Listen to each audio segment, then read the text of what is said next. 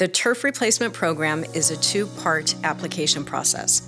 Part 1 of the application must be submitted before starting the project, and Part 2 should be submitted after completing the project.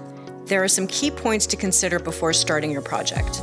You will need to submit Part 1 of the application to reserve your rebate funds. Keep in mind, do not remove your grass before submitting Part 1 of the application because you will need pictures of your current lawn for the application. You can also prepare for the project by taking classes on greengardensgroup.com. Make sure to follow the program guidelines and restrictions defined by MWD. Your project will be rejected if these guidelines are not followed.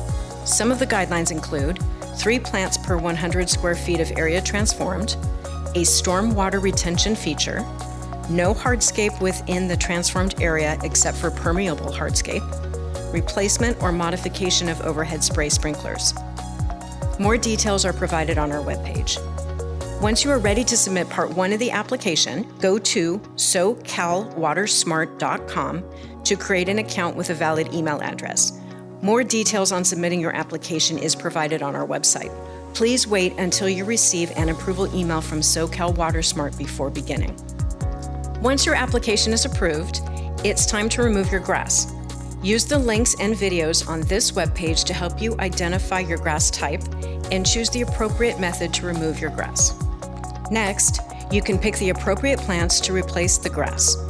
Visit bewaterwise.com or calscape.org for a plant list and nurseries. Remember, once the project is completed, you will need to submit Part 2 of your application with required photos. Final approval can take up to 2 weeks, and once approved, you will then receive your rebate check within 8 to 10 weeks.